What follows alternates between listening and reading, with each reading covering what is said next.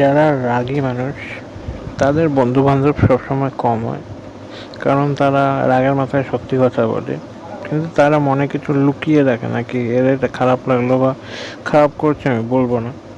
কিন্তু যারা রাগী আছে হুটহাট করে সব সত্যি কথা বলে দেয়, কারণ ভুল কাজ দেখলে তাদের মাথা গরম হয়ে যায়, তাদের ব্রেন খুব ফাস্ট হয়। সেরকম টাইপের বন্ধু একটা করে থাকলে ছাড়া উচিত না, কিন্তু তাদের বন্ধু খুব কম থাকে, তারা মুখের ওপর সত্যি কথা বলে দেয়।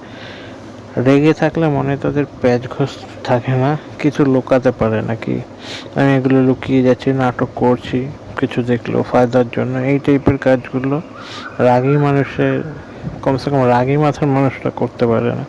তাদের যে বেটার মানুষ, ভালো মানুষ, মন খোলা মানুষ খুব হয় না। যদি কাউকে এরকম রাগী টাইপের মানুষ পাও, তাকে যেতে দিও না। তাদের লোকে বোঝেও কম, কারণ তাদের বন্ধু বান্ধবও কম হয়, কারণ এই রাগের কারণেই লোকে দূরে থাকে, কারণ লোকে সবসময় নিজের সম্বন্ধে ভালো কথা শুনতেই পছন্দ করে, আর নিজের দোষটা কোনোদিনও কেউ দেখবে না। সো কোনো বন্ধু যদি রাগের মাথায় সত্যি কথাগুলো বলে দেয়, তো সে তো তার আর বন্ধু থাকবে না।